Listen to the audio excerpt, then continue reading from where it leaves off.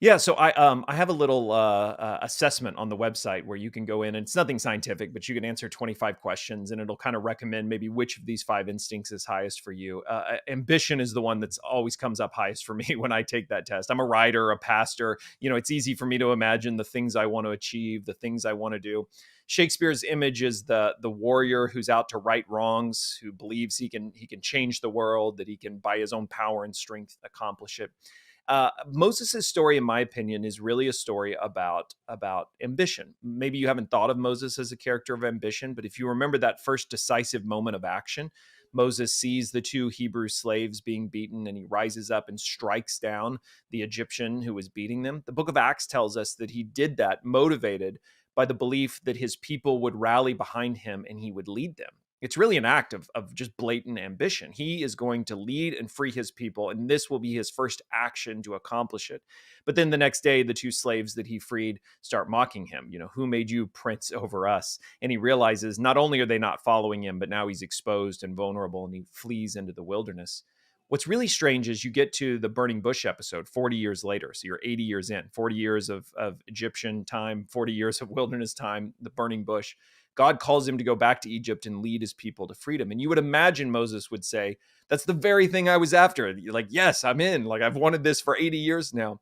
But instead, he says, not me. You've got to find someone else. I'm slow of speech. Surely there's someone else can do it. I mean, he finally just says to God, like, no, get someone else. And you wonder, how can this be the same Moses? How can he at one moment be so decisive and ambitious, and the next moment can't even entertain the possibility? And I suggest in the book that I think that's actually the experience of ambition, because the experience of ambition is not just the high of, I see a vision and I'm going to achieve it.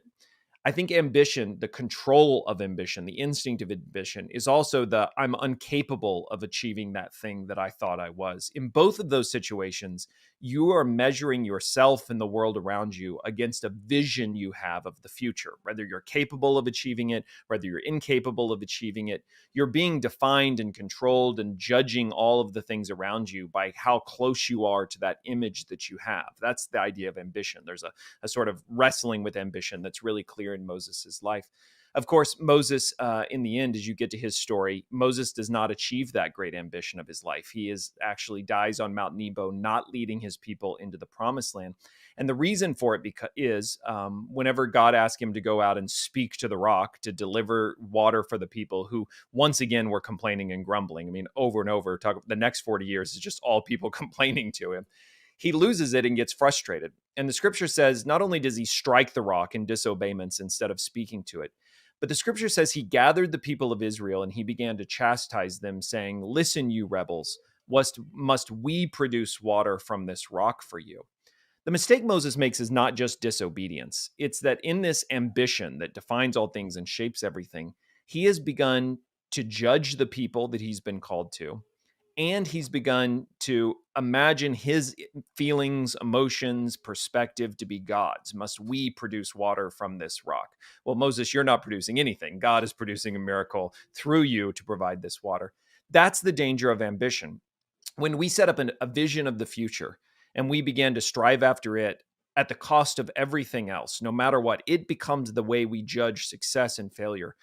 Dietrich Bonhoeffer, great German writer from World War II, said that when we have that kind of a visionary dream, we begin to judge our brethren. We begin to judge the people around us against if they're helping us or hurting us from achieving that. Then he says we begin to judge God. We begin to measure our relationship with God by, are you getting me closer to that vision I have? Are you keeping me? How come you haven't given me what I need? And then Bonhoeffer says we ultimately end up judging ourselves. We end up sort of what we talked about at the beginning here. We either end up on a high or we just become crushed and incapable of doing anything because of it. And so ambition is certainly a holy thing, a good thing, a thing that has led men to achieve great things.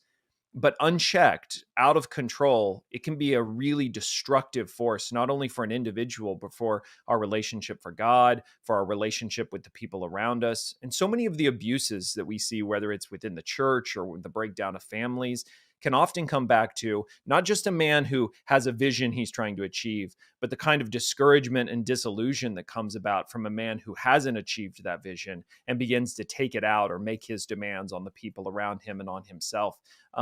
Ambition, I say in the book, it's like a poison. that a skilled and wise doctor can actually administer as medicine to save a person's life. But if you're clumsy and unwise and don't know what you're doing, is as quick to kill you and everyone else as it Yeah. is to save a life. It really is something that you have to mature and learn to steward well for it to become useful.